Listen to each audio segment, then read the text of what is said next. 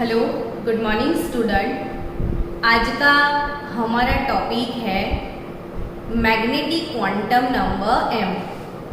अब magnetic quantum number m वो क्यों रिप्रेजेंट किया वो समझते हैं। तो इसके लिए सबसे पहले एक बात समझनी पड़ेगी कि भाई एवरी डे हम हमारी लाइफ में जितनी भी टेक्नोलॉजी यूज कर रहे हैं वो सारी की सारी टेक्नोलॉजी के पीछे ऐसे कौन से दो फील्ड है जो रिस्पॉन्सिबल है, तो वो है इलेक्ट्रिकल फील्ड और मैग्नेटिकल फील्ड। अगर इलेक्ट्रिकल फील्ड और मैग्नेटिक फील्ड ये दोनों फील्ड नहीं होते तो कोई भी टेक्नोलॉजी पॉसिबल ही नहीं था। अब ये जो टेक्नोलॉजी है तो इसमें जो इलेक्ट्रिक फील्ड है और मैग्नेटिक फील्ड है ये दुनिया में किसकी वजह से आया, तो इन दोनों फील्ड के पीछे अगर कोई रिस्पॉन्सिबल पार्टिकल है तो वो है इलेक्ट्रॉन। अगर इलेक्ट्रॉन इस दुनिया में नहीं होता तो ना इलेक्ट्रिकल फील्ड होता, ना मैग्नेटिक फील्ड होता, ना इलेक्ट्रिक करंट होता और ये सारी टेक्नोलॉजी होती। जो दिखता नहीं है इलेक्ट्रॉन और इसने इतनी बड़ी कमाल कर दी। अब इलेक्ट्रॉन सबको पता है कि इलेक्ट्रॉन ऐसे हम लिखते हैं, इलेक्ट्रॉन का सिंबल हम ई लिखते हैं, उसके ऊपर ऐसा कुछ लिखते हैं वो है नेगेटिव चार्ज। तो by birth by default electron अपने साथ वो चार्ज लेके पैदा हुआ है। तो इलेक्ट्रॉन पर नेचुरली नेगेटिव चार्ज है बच्चों, और वो चार्ज कितना है तो 1.622 इंटू 10⁻⁻19 कूलम इतना चार्ज इलेक्ट्रॉन अपने साथ लेके घूमता है। अब यहाँ पे कुछ लिखा है वो ध्यान से देखो, any charge particle like electron. Electron के ऊपर चार्ज है, फिक्स चार्ज है वो, ठीक है ना। फिर क्या बोला गया है कि any charge particle like electron, यानी इलेक्ट्रॉन जैसा charge particle when in motion it produces a magnetic field which is due to its orbital motion। अब एक इंपॉर्टेंट चीज जो कि लोअर स्टैंडर्ड्स में शायद आपने पढ़ा होगा या नहीं पढ़ा होगा, I don't know, but Oersted की मैं बात कर रही हूँ। ओर्स्टेड जो साइंटिस्ट है इनका एक प्रैक्टिकल था, और ये वाले प्रैक्टिकल में एक सर्किट बना हुआ था, यहाँ पे उनका स्विच था। ओर्स्टेड इलेक्ट्रिक फील्ड के ऊपर एक्सपेरिमेंट कर रहे थे। ओर्स्टेड किस फील्ड के ऊपर एक्सपेरिमेंट कर रहे थे बच्चों? इलेक्ट्रिक फील्ड के ऊपर। अब उनका एक्सपेरिमेंट अपने आप चल रहा था, वो अपने काम में बिजी थे। ये क्या है तो ये सिंपल सा वायर, जैसे आपके घर में इलेक्ट्रिकल करंट के लिए जो वायर यूज करते हैं सिंपल, वो रेड ग्रीन येलो वाले जो वायर्स आते हैं जिससे हम घर का वायरिंग करते हैं, वैसा ये सिंपल वायर था। अब उस वायर में यहाँ पे बैटरी लगा हुआ था, यहाँ पे स्विच था। जैसे ही स्विच ऑन करेंगे तो ये वाली सर्किट के अंदर से करंट यानी इलेक्ट्रिसिटी पास होगी या नहीं होगी। तो बहुत सारे बच्चों को ये नहीं पता है कि व्हाट इज इलेक्ट्रिक करंट। तो इलेक्ट्रिक करंट को हम आई बोलते हैं, आई। इलेक्ट्रिक करंट यानी आई।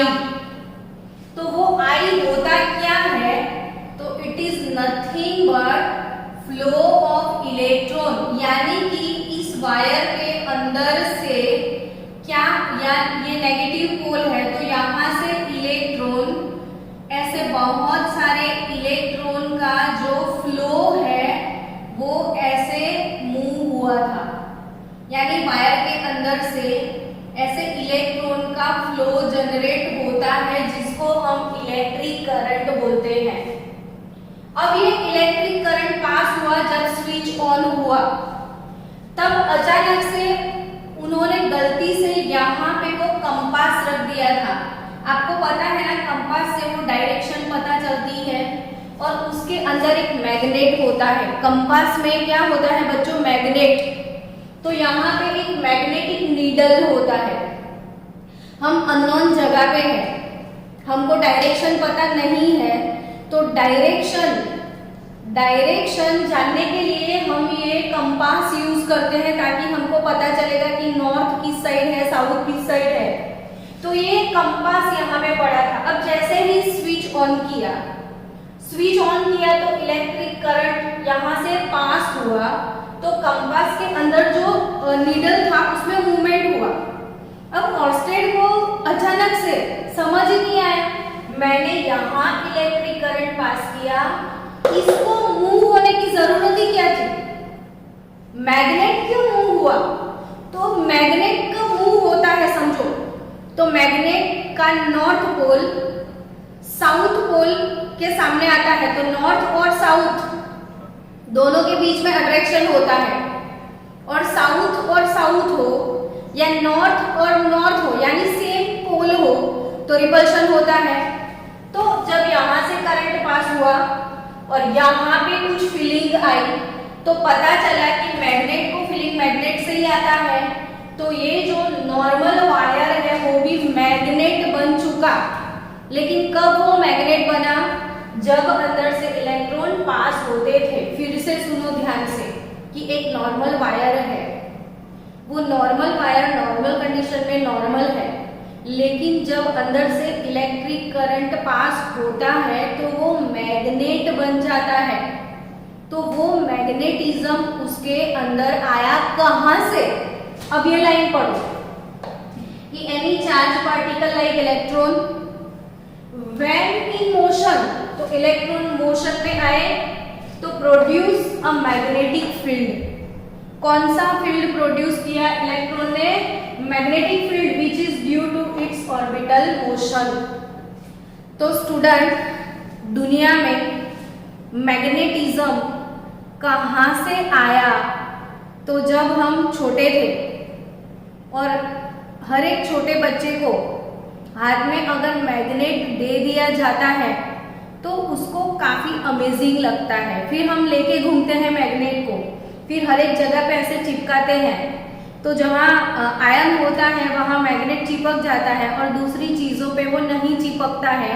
तो वो काफी इंटरेस्टिंग लगता है कि मैग्नेट लेके वो आयन के पास जाओ, वो अट्रैक्ट करता है, तो वो सारी चीजें एक इंटरेस्टिंग लगती है। तब दिमाग में एक क्वेश्चन आता है कि मैग्नेट किस चीज से बनता है या इसमें मैग्नेटिज्म क्यों है।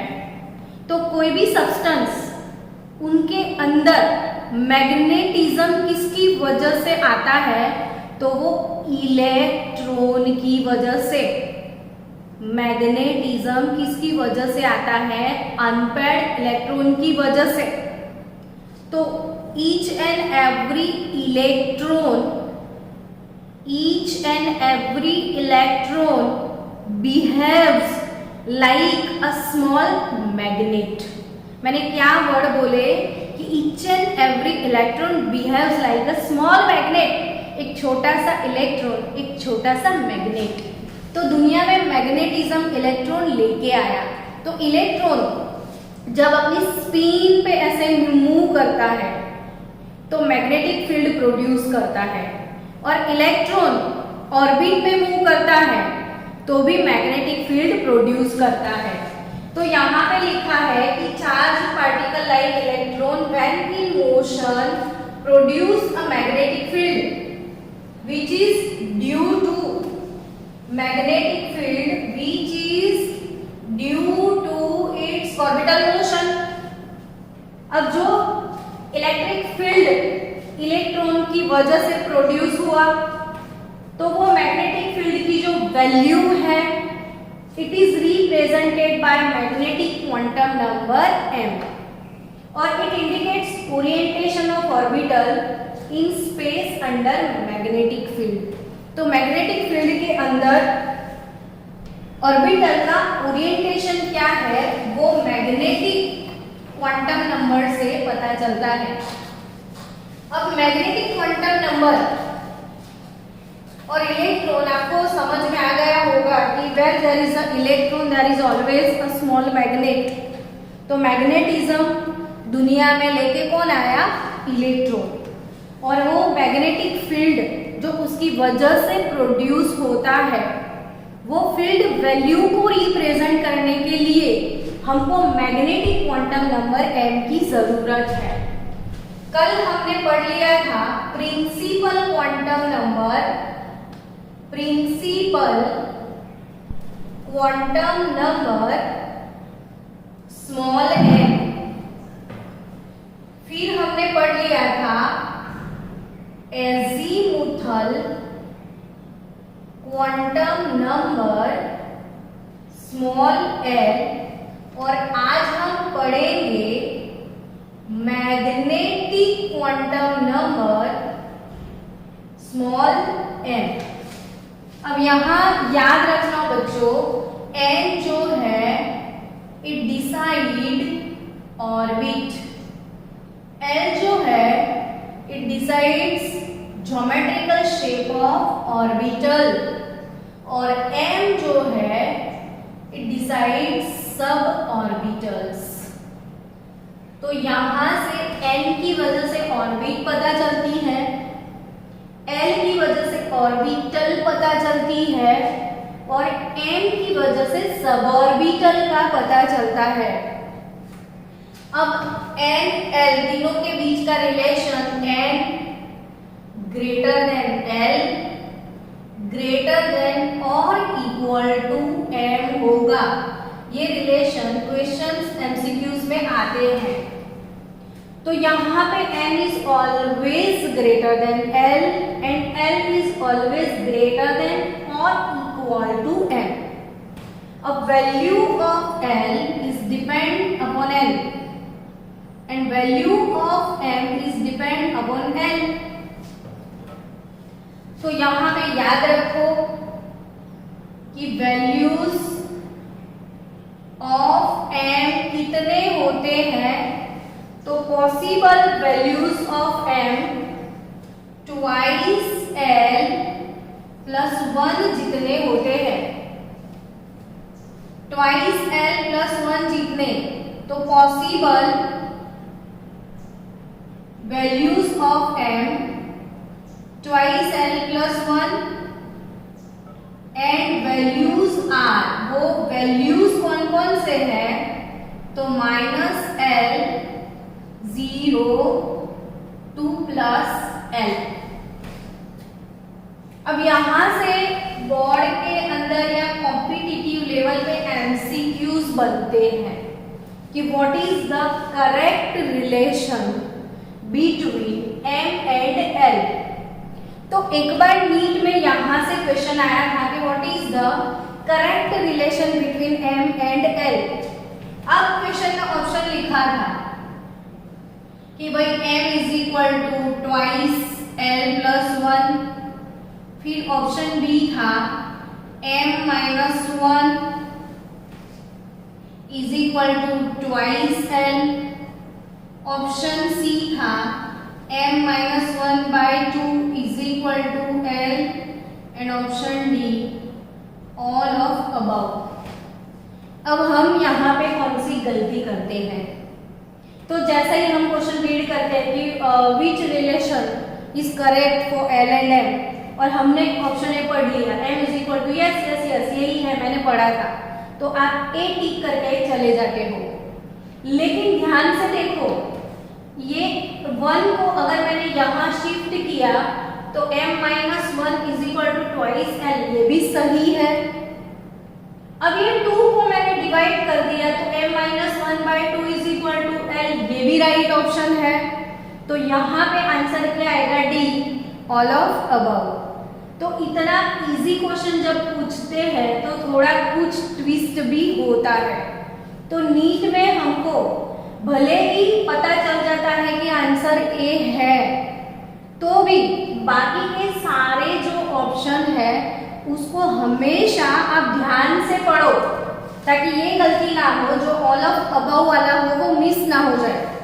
तो यहाँ पे इस क्वेश्चन को ऐसे कन्वर्ट किया जा सकता है। सो फिर से आपको याद हो गया होगा कि पॉसिबल वैल्यूज ऑफ m कितने होते हैं? तो ट्वाइस l प्लस 1 जितने होते हैं। एंड वैल्यूज कौन कौन सी है? तो -l, 0 प्लस l। अब आपको और एक चीज समझना है कि p ऑर्बिटल है, तो p ऑर्बिटल के लिए there are 3 sub orbitals, p x, p y and p z। p के अंदर 3 सब ऑर्बिटल्स है, p x, p y और p z। तो यहाँ पे स्टूडेंट्स p x का जो वैल्यू है वो स्टूडेंट्स यहाँ पे देखो p ऑर्बिटल जो है उसके लिए 3 सब ऑर्बिटल है, p x, p y, p z। अब p ऑर्बिटल के लिए l का वैल्यू 1 होता है। p ऑर्बिटल के लिए l का वैल्यू कितना होता है? 1। कल पढ़ा था कि ये azimuthal quantum number l is equal to 1 p orbital के लिए। तो m के पॉसिबल वैल्यूज कितने? तो ट्वाइस l प्लस 1 जितने। अब l का वैल्यू 1 रख दो, तो m के पॉसिबल 3 वैल्यूज होते हैं ना। तो p ऑर्बिटल जिसका l1 होता है वहां पे m के पॉसिबल वैल्यूज 3 होंगे। और वो 3 वैल्यूज कौन से होंगे? तो -l,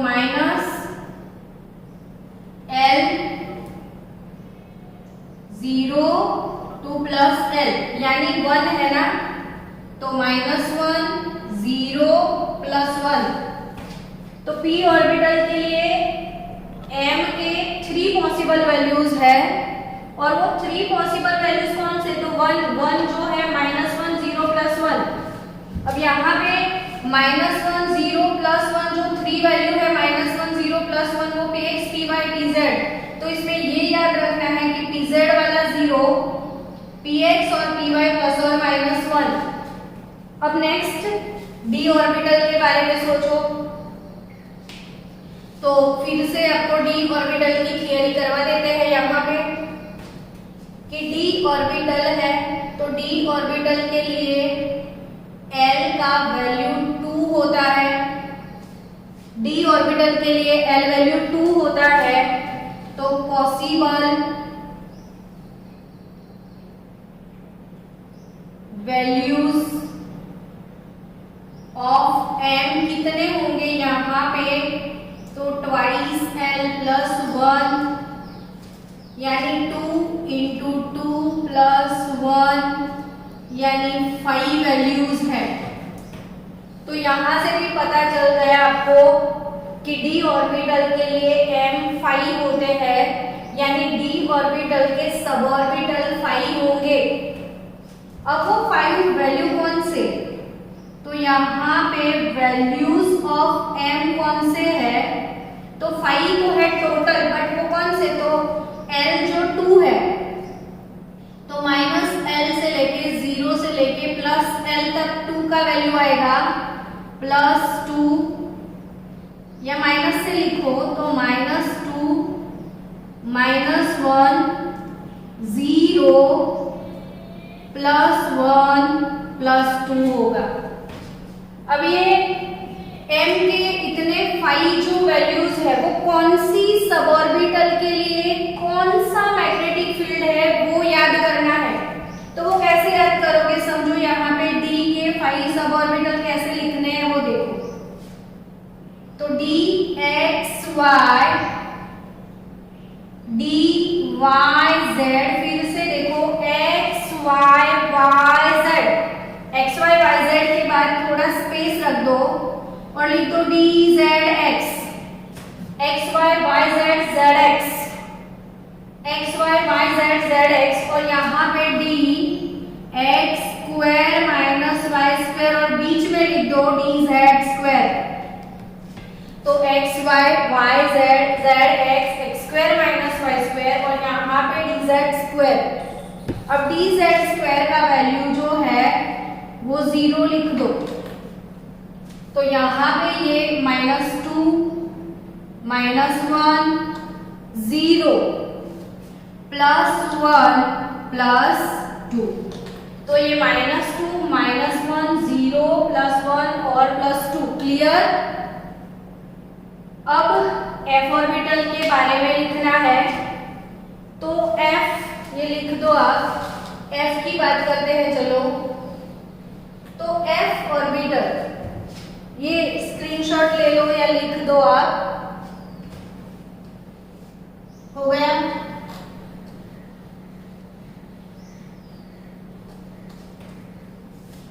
चलो f ऑर्बिटल, तो f ऑर्बिटल की बात करें तो इसके लिए l वैल्यू 3 होंगे, f के लिए l का वैल्यू 3 होता है। तो m के पॉसिबल वैल्यूज कितने, ट्वाइस l + 1 जितने, यानी 2 × 3 + 1 यानी 6 + 1 7 होंगे। अब वो 7 वैल्यूज कौन से होंगे, तो ये 3 से -3, फिर -2, फिर -1, फिर 0 +1 +2 +3 है। तो f ऑर्बिटल के लिए जो 7 वैल्यूज है वो ये वाले 7 वैल्यूज है। अब f ऑर्बिटल उसकी सब ऑर्बिटल्स, ये आपको एग्जाम में प्रिपेयर नहीं करना है, लेकिन मैंने f के अंदर ये सब ऑर्बिटल्स लिखवाए थे। सो जस्ट फॉर नॉलेज, ऐसे ही आप याद रखोगे तो अच्छी बात है, इसलिए हम इसके सब ऑर्बिटल वैल्यू लिखेंगे। तो f का जो वैल्यू है वो लिखते हैं fx³ था। सबसे पहले मैंने क्या लिखवाया था, fx³ fy³, fx³ fy³, फिर था fxyz आएगा, उसके बाद fz³, z पे सब 0 होता है तो fz³ पे ये 0 हो जाएगा। तो बटरफियर्स क्यूब है, तो ये -3 -2 -1 ये 0। अब वो स्क्वायर वाले जो 3 बचे fx fy fz, तो fx fy fz, तो x था तो y² - z² था, अगर y था तो z² - x² था, और z था तो x² - y² था। तो इसके लिए ये +1 +2 और +3 वैल्यूज है। तो ये एक एडिशनल मैंने नहीं प्रिपेयर करोगे तो चलेगा f वाला, बट जस्ट फॉर नॉलेज कि f ऑर्बिटल l = 3, तो उसके m वैल्यू जो है पॉसिबल 7 होंगे, और वो 7 वैल्यूज कितने हैं और कौन सी ऑर्बिटल के लिए कौन सी वैल्यूज है ये मेंशन करी है मैंने। चलो अब नेक्स्ट ये m का वैल्यू हो गया। चलो स्टूडेंट, अब हमको एक टेबल बनाना है जो कि मोस्ट टाइम पे टेबल है। सारे लोग रेडी है ना टेबल के लिए? तो यहाँ पे n = 1, तो k शेल n = 1 के लिए l का वैल्यू कितना आता है, तो 0, यानी कि 1s ऑर्बिटल हो गया। अब l वैल्यू 0 है तो m वैल्यू, तो l के लिए 0 तो m के लिए भी 0 आएगा। यहाँ पे याद रखो विल डिपेंड अपॉन n और l का वैल्यू क्या है 0 to n माइनस 1 और m का वैल्यू क्या है तो minus l 0 to plus l। चलो ये टेबल आप 5 to 10 टाइम बना के मुझे सेंड करना होमवर्क। 5 to 10 टाइम आपको ये टेबल लिखना है। अगर n इज इक्वल टू 2 यानी सेकेंड ऑर्बिट l ऑर्बिट, तो सेकेंड ऑर्बिट में l वैल्यू कितने होंगे, तो यहाँ पे n इज इक्वल टू 2 है तो l इज इक्वल टू 0 होगा और l इज इक्वल टू 1 होगा। Hello students, n is equal to 2 तो l is equal to 0, l is equal to 1, यानी कि यहाँ पे 2s और ये 2p होता है। अब l वैल्यू 0 होगा तो m वैल्यू भी 0 होगा और l वैल्यू जो है 1 है तो m का वैल्यू तो 1 के लिए 3 वैल्यू आएंगे -1 0 +1। ये टेबल आपको बार बार बनाना है। अगर n इज इक्वल टू 3 है तो k l m यहाँ पे आता है। अब n इज इक्वल टू 3 के लिए l का वैल्यू देखो 0, l का वैल्यू 1, l का वैल्यू 2, तो यहाँ पे ये हो जाएगा 3s 3p 3d हो जाएगा।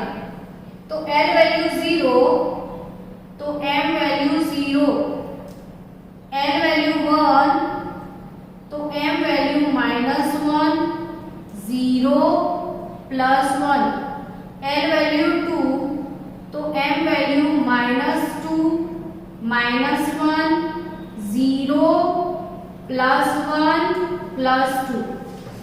अब n इज इक्वल टू अगर 4 है k l m n है तो l वैल्यू क्या आएगा, तो यहाँ पे n इज इक्वल टू 4 तो l value 0, l value 1, l value 2, l value 3, तो 4s 4p 4d 4f, तो यहाँ पे l 0 है तो m 0, यहाँ पे m -1 0 +1, यहाँ पे m -2 -1 0 +1 +2, तो l वैल्यू क्या होगा तो -3 -2 -1 0 +1 +2 +3। तो ऐसे ही आप l इज इक्वल टू 5 के लिए खुद से लिखना के l m n o के लिए, तो ये आपका होमवर्क होगा यहाँ पे। तो स्टूडेंट ये वाला टेबल कैसे मोस्ट इम्पॉर्टेंट है, तो इसके ऊपर MCQ कैसे सॉल्व करने हैं, कैसे कैसे MCQs आते हैं, यहाँ से पक्के से आपको बहुत MCQ आने वाले हैं। ये बहुत ही ज़्यादा इम्पोर्टेंट टॉपिक है। तो ये वाला टेबल आप 5 to 10 टाइम बनाओ और अंदर से खुद समझो इसको, तो इसके MCQs हम कल सॉल्व करेंगे।